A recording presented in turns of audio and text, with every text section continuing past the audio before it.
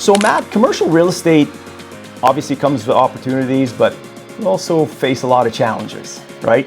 So when it comes to strategy, adaptability, and dealing with, keeping your relationship strong, how do you build and maintain long-term relationships with your clients? So that's coming up next on the DORE Podcast.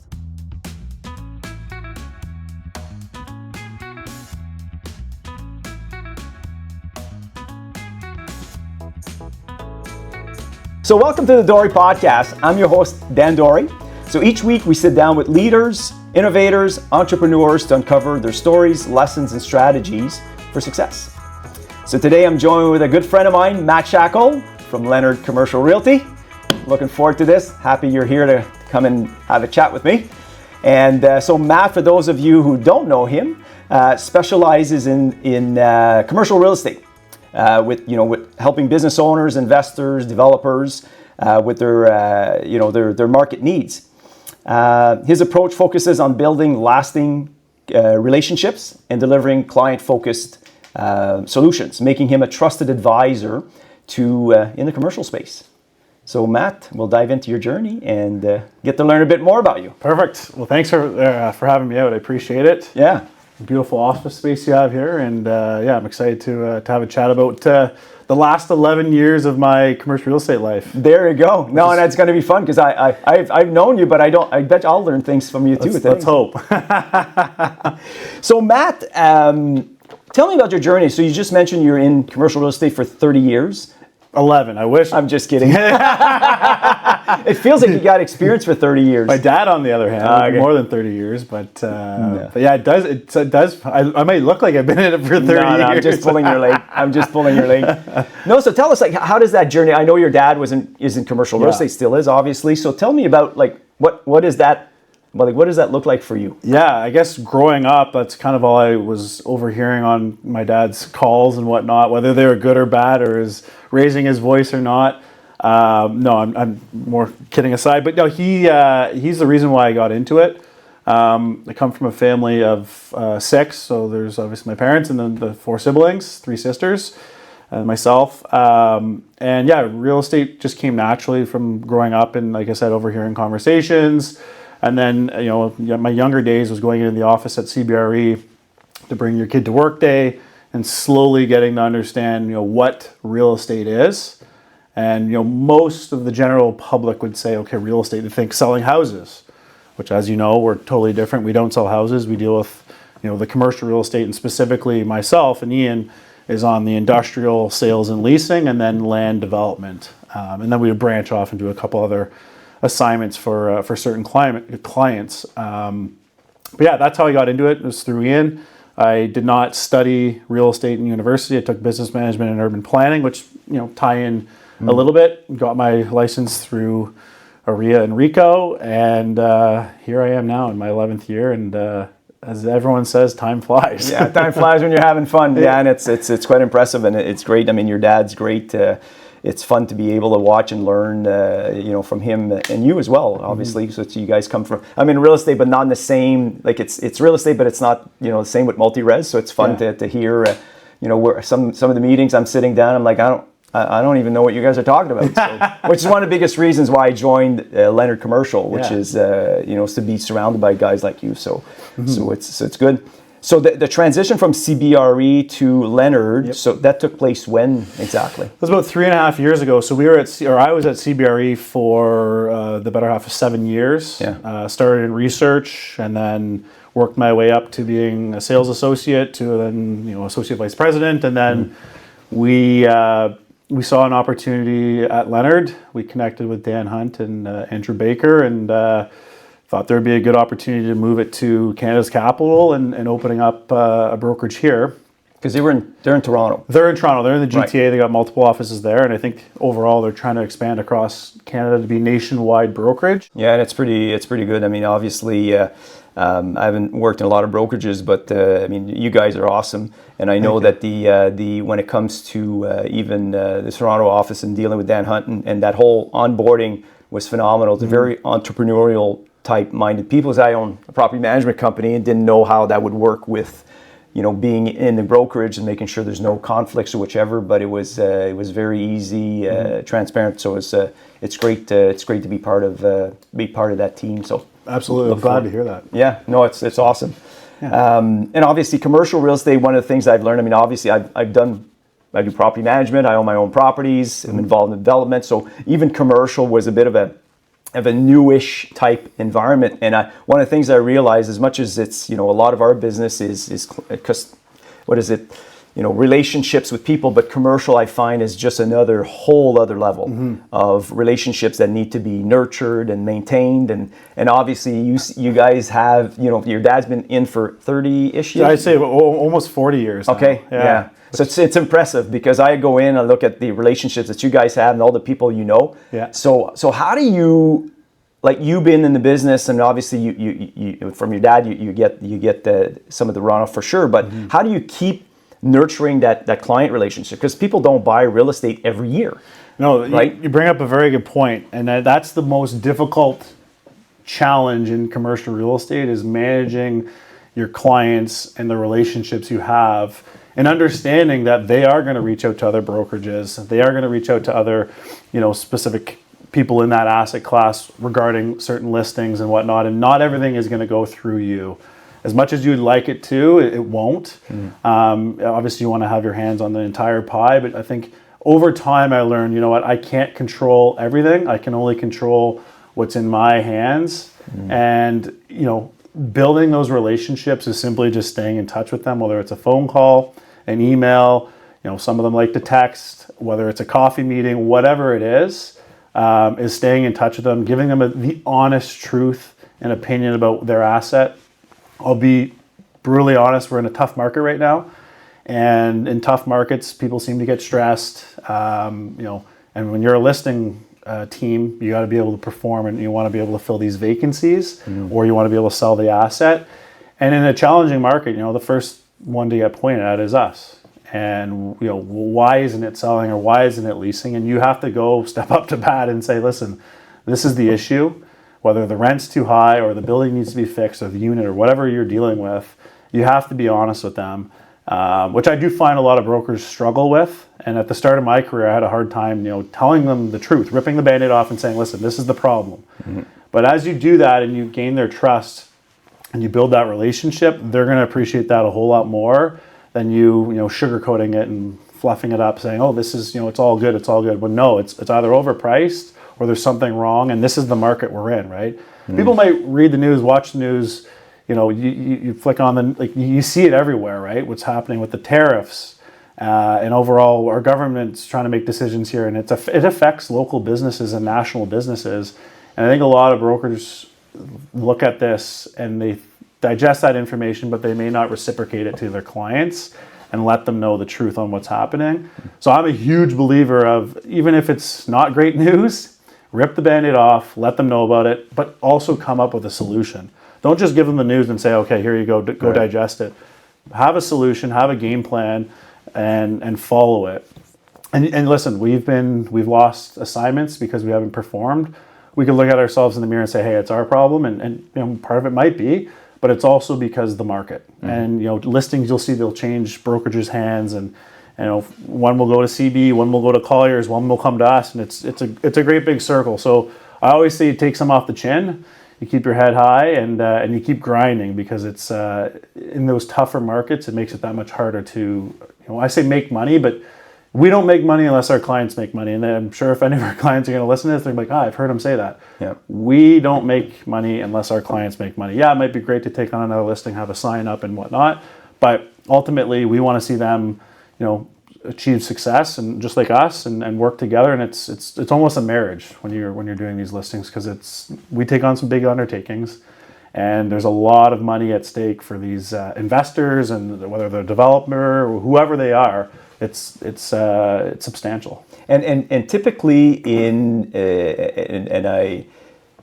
market, it's interesting where the market, you think the reason for the market being as tough as it is it just sentiment, or is the tariffs really playing a role, or is it interest rates, or is it just people are just spooked by everything's happening and there's no stability? Like what do you think is making the market tougher? I would say it's a mix of everything. Yeah. I mean, you'll hear the news in the US and a lot of people will say, oh, well, that doesn't affect us, but it does. There's no question. Interest rates are what they are. Yes, they're coming down, they're getting better. Again, it's the mentality of it all, right? A lot of groups want to see that, okay, you know what, I'm putting money into a GIC at 6%. Well, why am I going to go buy this building when my return is less than 6% or not even close to that? And I'll be honest, I'll be the first one to say, don't buy this asset because it doesn't make sense. So it has to make sense. The returns have to be there. Owning real estate's great. You can touch it, you can feel it, you can walk inside of it, you can do whatever you want. It's yours, you can fix it up, you can put paint on it. It's more hands-on, whereas an investment in the stock market is totally different. You put your money there, that's it. You have no control. You have no really control over it. Yeah. So I believe investing in real estate, especially in Ottawa, is a strong and smart play and decision. But again, it has to be for the right price. Yeah. You look at owner-occupied sales, you look at investment sales, land sales, whatever it is. Those are the main three assets we focus in. Yeah. That's where you got to be able to understand. Would I buy this? If I wouldn't buy it, then I'm not going to try selling it to my client. Yeah, I love that. Otherwise, it doesn't make a whole lot of sense. Yeah. Now, there are larger purchases that clients and more risks that they'll take. Yeah. But at the end of the day, it really has to make sense on a cap rate perspective and the return on investment. Yeah, no, I'm a big believer. I second everything you just said there because I'm a big believer. I've owned real estate for 25 years, and I always say real estate is great if you can weather the storms, because the storms will come. Yeah.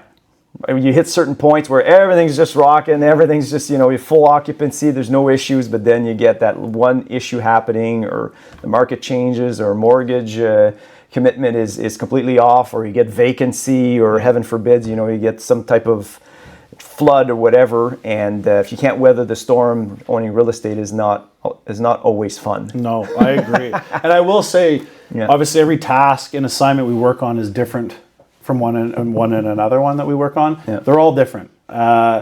You might be dealing with someone that has money that they can park, there's no mortgage on it, and they're going to let it sit, whether they're going to land bank or they're going to just throw in X amount of money towards an asset. And then there's others that are saying, I'm refinancing an asset to go buy another one. I need this money to work for me to make sure that the returns make sense. Otherwise, why am I going to go refinance a building and throw it into another asset? Right. So every little bit, whether it's an owner-occupied sale, investment sale, land banking, whatever it is, it has to make sense. And every specific sale or deal, whatever way you want to call it, is different and unique in its own. Yeah. And you have to put the thought and the time into it and put yourself in that buyer's or tenant's shoes. Exactly. And understand their wants and their needs. Yeah.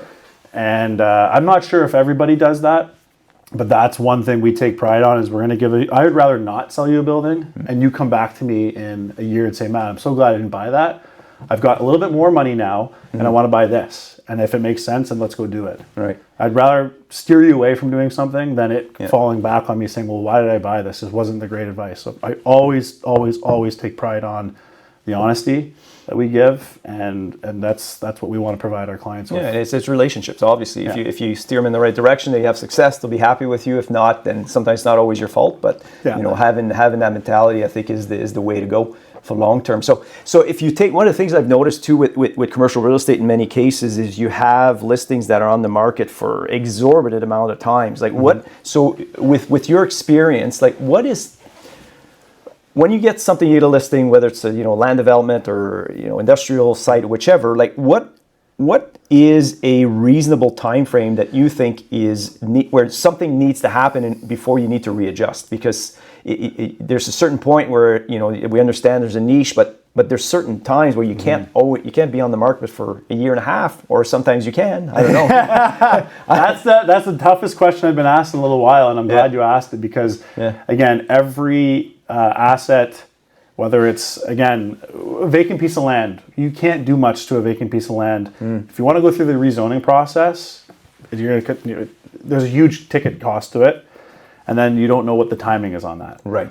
You're dealing with the city of Ottawa. That's totally out of my wheelhouse. I'll help people, I'll assist them, we'll do everything we can, but it might come back to us like, well, you told me this. they always say you can put lipstick on a pig, but it's still a pig. Right. Land is one of those things where it could take a year. It could take 3 months. It just depends on how you price it. And where's the market at, right? Is it, are we selling an industrial piece of land at $1.5 million an acre and it's just going to sit there for 2 years because no one's paying that? Because you have to run the numbers back. What was my purchase price per acre? Here's my construction costs. What's my return on investment? What's my net rent? Those all have to add up and make sense for then us to go and say, okay, well, here's the plan. We're going to go lease this, and here's what you're going to get, $17.50 a square foot, for example. But then it's all going to revert back. Well, I paid $1.5 million per acre. This is going to be really challenging for me to make this work. So that's for in the land category. When it comes to buildings, it depends. Location, clear height. For example, I'm talking about an industrial building. Yep. Clear height. Yep. Your dock loading. Is it dock? Is it drive-in? Your turning radius? Can you get a 53-foot trailer behind there? Your store frontage, or do you have frontage on a main arterial street? Are you tucked in the back of an industrial park? All of those factors contribute to the leasability of a property. And I like to say to somebody, I'll give you an opinion of value of how long it's going to take, what you're going to get, but I need to physically see the asset, right, or the unit, whatever you want to call it. I want to see it before I start, giving my opinion. And we've taken on listings. Most of our listings are 6-month contracts. And in today's market, depending on the asset, it's going to be probably 4 to 6 months by the time you get a lease complete. Okay. Lease negotiations can also take, unfortunately, I'll say it, a couple months. Yeah. And it's thousands of dollars in lawyer fees. And nobody likes it, but it is what it is.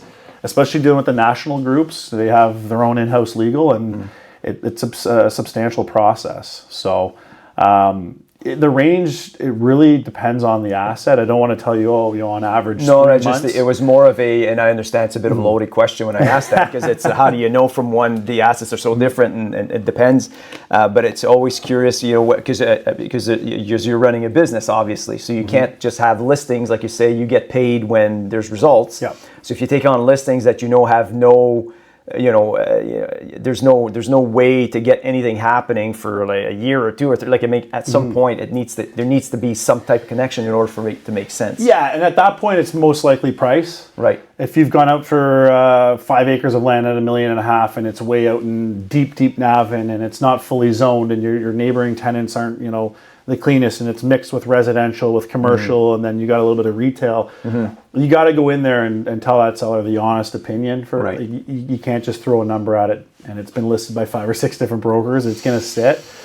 And those conversations are tough. Because a lot of individuals, families, you name it, they're relying on the income from that property or the sale price of that property to, whether it's pay off debt or disperse the money throughout the family or throughout the companies, and it can be personal conversations. But I'm a big believer in, listen, do you want to have it sit, or do you want to actually transact? Right. So there's a list price that will have things sit, and there's a list price that will potentially have things transact. Yeah. You want to be for sale, or do you want to sell? And that's just it. You and I have had some of those conversations I know. It's tough, and it's hard, and like I said, it can be personal, and people won't want to hear that. Hey, listen, your land's only worth $800,000. I know you've been told it's worth 1.5. Maybe you have an appraisal at 1.5, but there's a reason why it's not transacting. And it's like that for any asset, whether it's office, retail, industrial, land. Those conversations pertain to any asset, and I believe they hold true. And again, it goes back to the honest opinion and you being upfront with your client. You can sugarcoat everything and make it seem like it's all butterflies and rainbows. But when you really get down to it, you got to give them the honest opinion on what it's worth. Yeah. And that's what's going to make it transact. Yeah, in my experience too, dealing in multi-res too, CMHC plays. I know you guys aren't exposed to that because it's a residential offering, but it's crazy the delays that are involved in doing that. So you can get a deal, tied up really quickly, but it could be months before you even hear anything, and then it could fall apart at any given time. You just don't know. Yeah. So it's quite interesting. And even there's an investment property that I have for sale, and it's priced well, but it's a financing aspect because there's some office type tenants in there, and some of the lenders are spooked by office type buildings that, so for that reason, the loan to value is not there, so there needs to be a significant amount of money. So it doesn't necessarily mean it's not worth that, but if you're relying on a lender to help you solidify the deal, you can see that the challenges there that are a bit more problematic. Yeah. So and to add to that, I mean, you talked about financing and banks, like that's one issue in commercial, or could be an issue. It's a big, but then environmental is a whole other category where 95 to almost 100% of the buildings we sell will need a phase 1, if not phase 2, and that's land as well. And if that phase 1 comes back contaminated and you have to do a phase 2, well, you're now talking anywhere between $12,000 to $18,000 to $20,000 to do a phase 2, depending on the size of the asset. And that is a showstopper for many deals.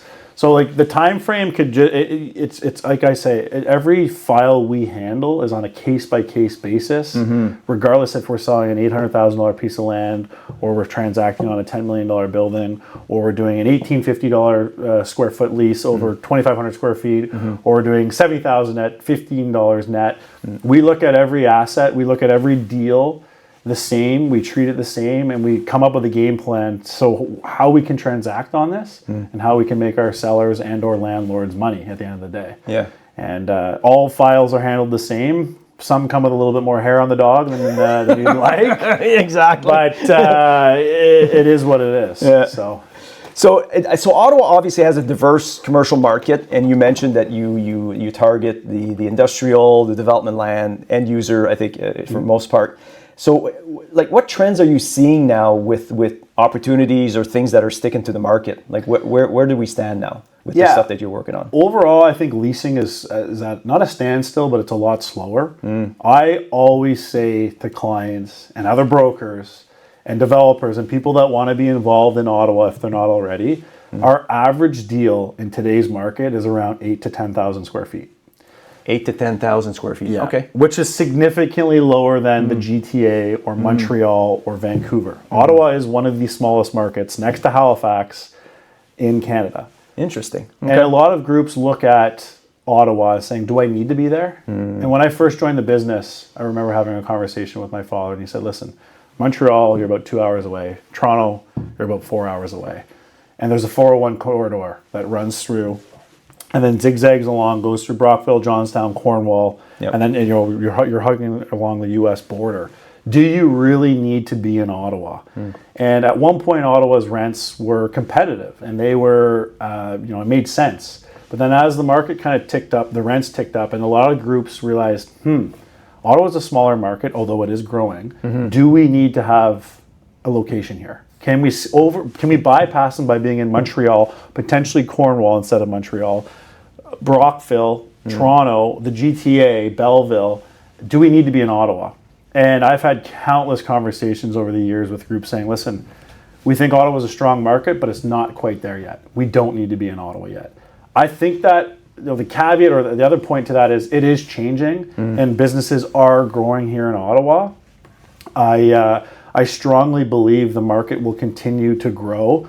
On the residential side, it's completely different than the commercial side, although it does affect the commercial side. Yeah. But no, I see a lot of owner-occupiers coming to Ottawa. They see that the residential market is going to be heating up, I hope. Right now I hear it's not phenomenal, but it will eventually heat up as interest rates come down. The population growth is at a steady incline, which is good to see. We're eventually going to be on the map here. We have a very, very small industrial market with just shy of 50 million square feet. 50% of that's owner-occupied. So you look at the sandbox we're playing in, and it's pretty small. Right. We're not dealing with, like I said, the GTAs of the world or Montreal, where they've got hundreds and thousands of square feet just on one street. So I always caution developers, if you're coming here, I get it, economies of scale when you build 500,000 square feet, that works in your favor. But you might be sitting on that vacancy for a year to 2 years. Right. If you can afford to do that, by all means, you might get lucky and you find a larger user. Again, the 100,000 square foot deals don't happen too often. If you can find a way to come up with, to build small bay product, which means call it 5,000 to 10,000 square feet, if you can find a developer that can come into town and partner with a construction company that has competitive prices, that's where the next home run will be. Is in small bay. we've actually started to get in and focus on that, and convince groups that this is the avenue to go. But again, you got to put all the pieces together and have it make sense. Yeah.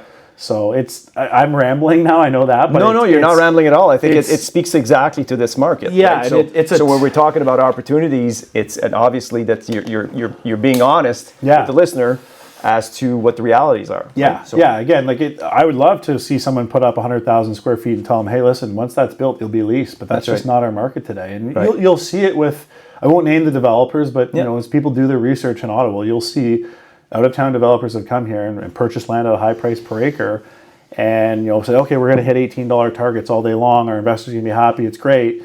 But then, as you see, as time goes on, they're still sitting on 250,000 square feet, 30,000, 40,000, 50,000 square foot units that aren't moving. In my opinion, you got that vacancy, your return on investment is definitely not as strong as you targeted it to be. It hurts. It hurts for sure. So.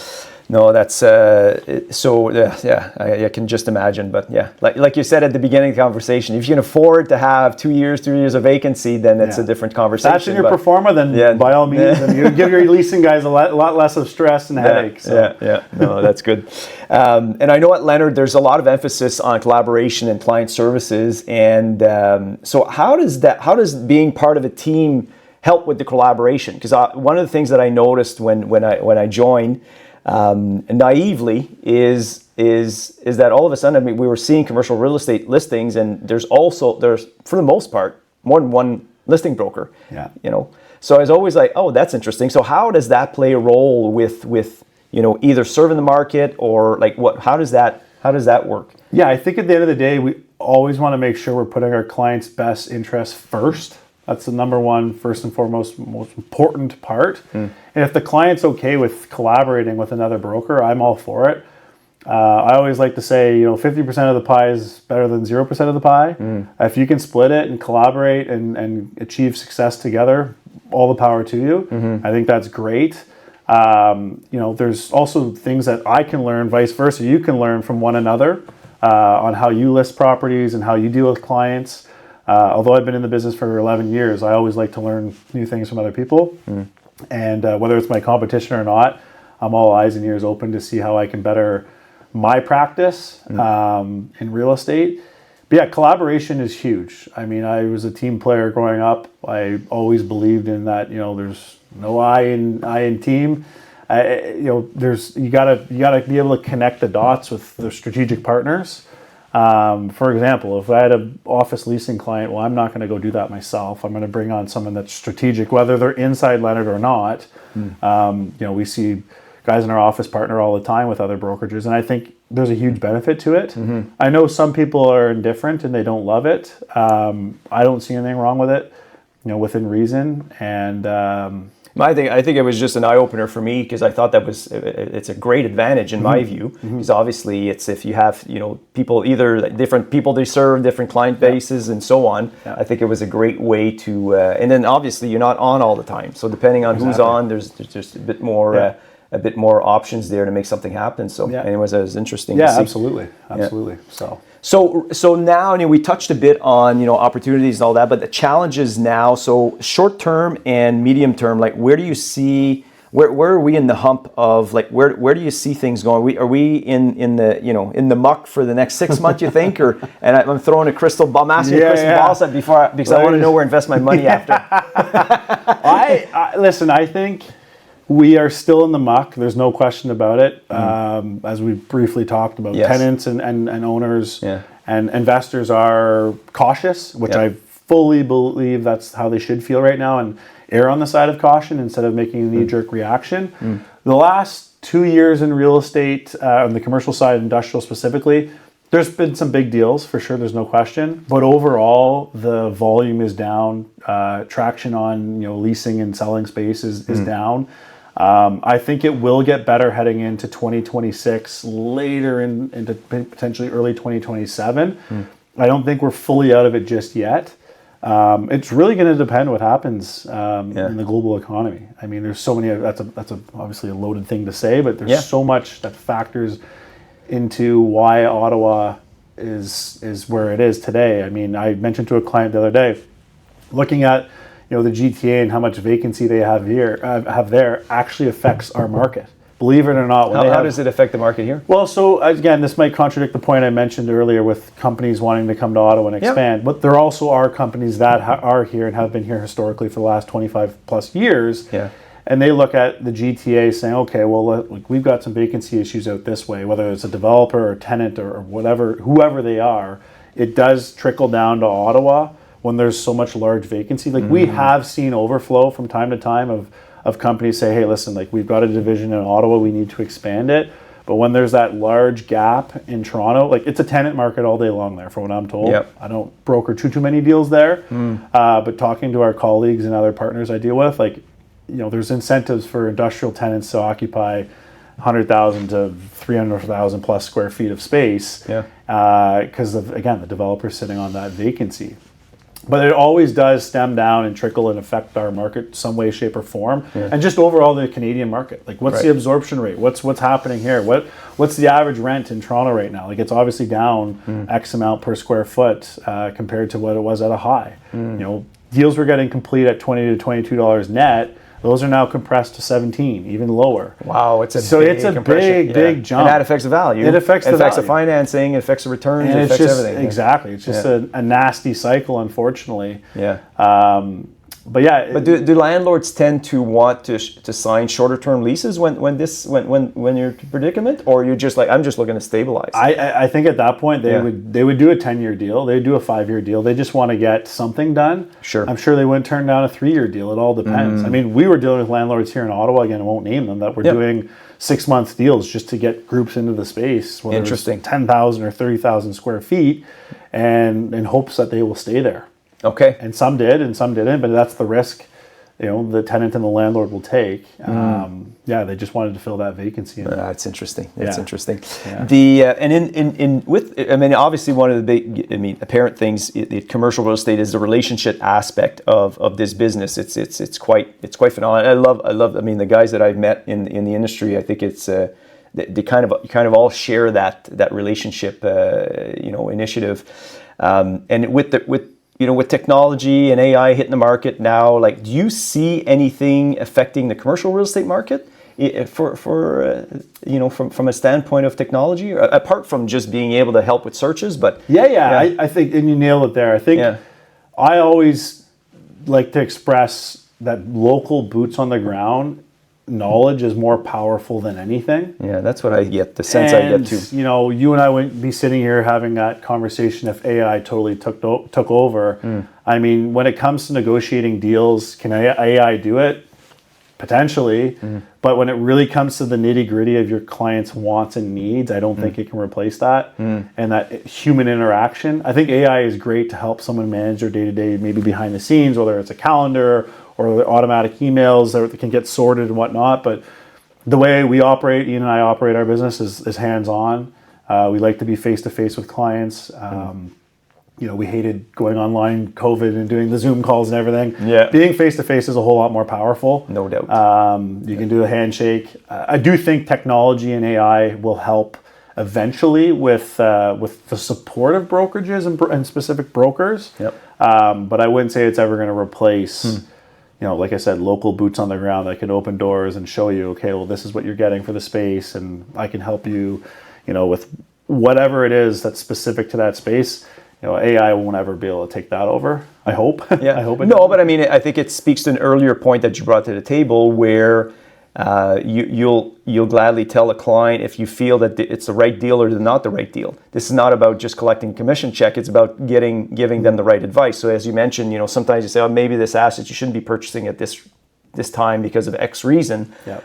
AI is a large language model, is just pulling data that's on the internet. So to understand the nuances of a deal and what's available, and understanding the needs of the client and the nuances of maybe the family environment or the money's coming from, or how what the objective is, that your feedback could be very different from one client to the next. Absolutely. Based on an absorption of all these different things happening simultaneously. So I think from a standpoint of relationship, I think that's where this business really stands out from a personal standpoint. Yeah. So AI, AI I agree with that. I agree with that 100%. I think AI it's tough to it's tough to embed all these things and come up with So exactly. No, that's awesome. Case by case. I always say it's a case by case basis. Yeah. So. And so somebody listening to this and saying, because in the office I've seen, a few people want to apply and come into commercial real estate, and I'm always like, ugh. I can imagine. Commercial real estate obviously is the deals are long. I think if you're not in for the long term, there's a reality check, that comes with this industry that may not be apparent to some people out there. So what would you tell somebody that's listening to this and say, I'd like to become a commercial realtor? Are there steps they should be taken before, or what? How do you see that? Yeah, obviously, first things first is make sure you got your license. Yeah. But it is really learning and understanding the market. Yeah. You can, from the outside in, you can look at brokers and go, oh my gosh, that person makes a lot of money, and it looks so easy. They just sold a building and made $300,000. And that's kind of what you'll hear as a generic, oh, brokers, they make so much money and this and that. And yeah, that point can be true to a certain degree. But when you really dive into your day-to-day and what you're doing and try to obtain listings, like I look back at my day one at CBRE, and I was very fortunate enough to be working alongside my father. And I will say, it wasn't just, here's the keys to the palace. That's not how it worked. Like you got to earn your right to be here and earn your living at the end of the day, which taught me how to work, that much harder. Because I find if you're just handed something, it's the reward is not the same. Not at all. So, and I do praise him for not just giving me everything at once, because that's not how it works. But so how did that look like? I'm curious. No, how did that? Yeah. And I'm curious because that's a big thing. Yeah. Right. Obviously, being successful in business, obviously it helps. Okay, your dad was in, but at the end of the day, you still have to do the work. 100%. So what did that look like? Like the first few years?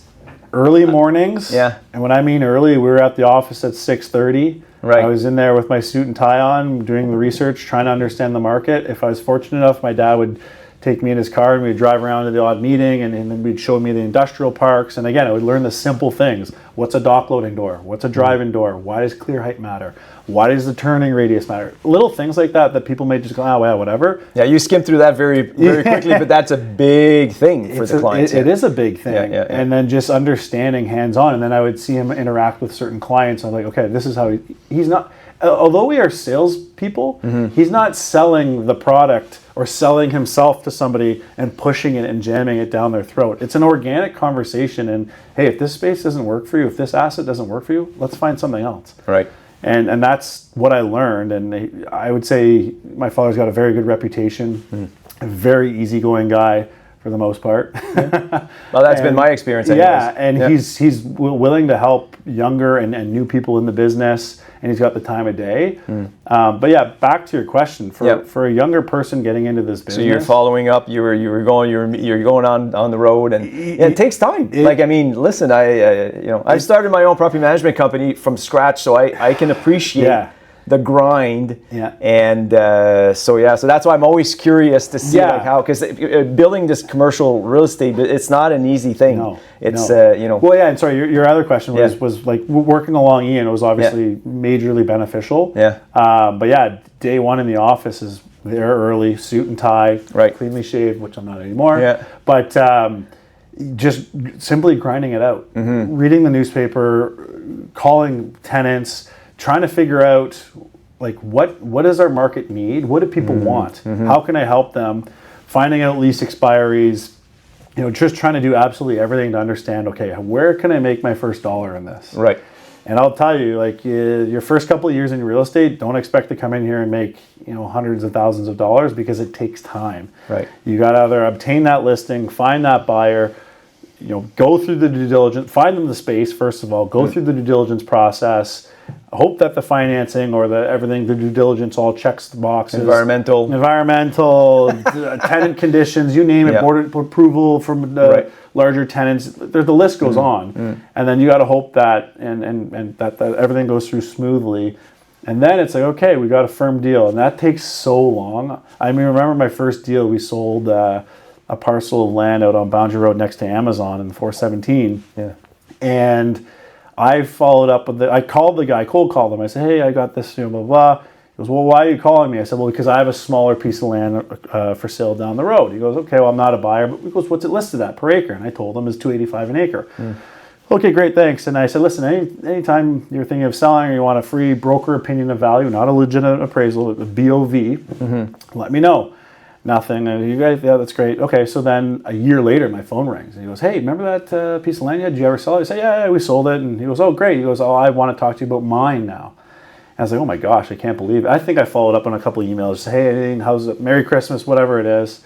And then he goes, I want you to come in my office and it pitched to me why I should use you to sell the land and what's the value of it. So I went in there thinking, oh my God, this is great. We got it. We're good to go. We're going to sell it. Bing, bang, boom, money in the bank, and we're done. But no, he goes, by the way, I'm talking to 5 other brokers. Right. And I go, oh my gosh. So now I really got to button up here and get my, what together to give this guy, again, honest opinion and advice, value, and then, your whole fee proposal and whatnot. And then, we fast forward another year. So we're 2 years on the clock now. It finally transacted. We sold it to a group and everyone made a bunch of money and everyone was extremely happy. But I look back and it was a grind just to get that. And that's a success story because you're doing that with a lot of clients. You don't get that. And I could tell you all the stories that we've done that and done nothing. Nothing. And then you take them off the chin, as I said earlier. You build thick skin in this business. So anyone looking to get into it, whether they know somebody or whatnot, don't be afraid to reach out.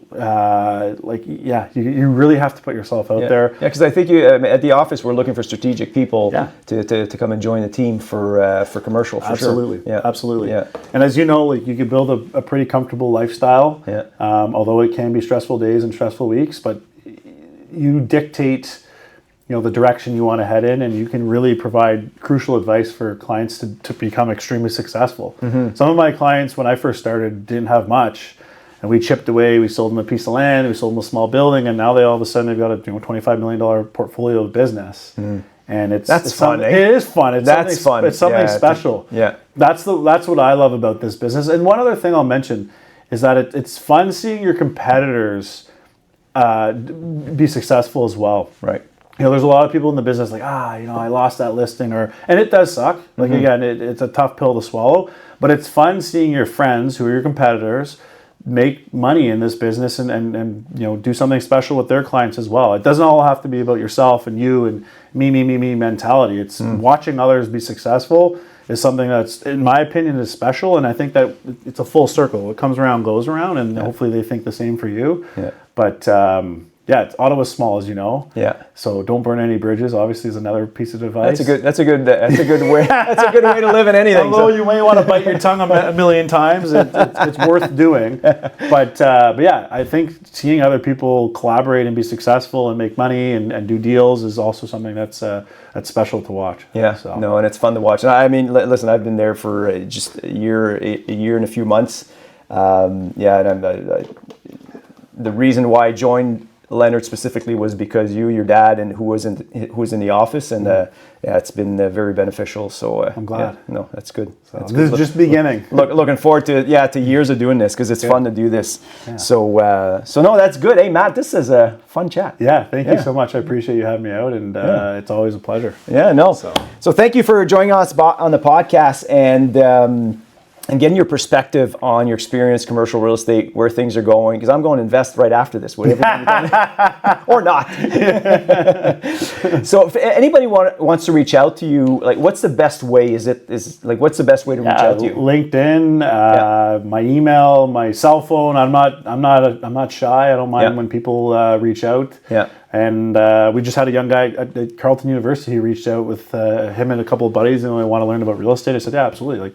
Let's meet up for a coffee, or I can do a quick little, sit down around a table to chat about the pros and cons and the do's and don'ts. And I have no problem doing something like that. Yeah, no, that's great. And obviously we'll put all your information in the link on these, so this is be fun. So no, you're a fun guy to talk to, and I think the experience and having your dad there too is I think brings a wealth of knowledge and experience. And like you just said, you don't push anything on. You're really trying to help the situation. It's fun to see your clients grow and see if you can help them in any way, shape, or form. So yeah, so anybody listening in, I would highly recommend that they reach out to you for their needs. Yeah, thank you. I appreciate it. Yeah. And for everybody listening, like Mike needs to tell me every time, don't forget to subscribe, like, and comment.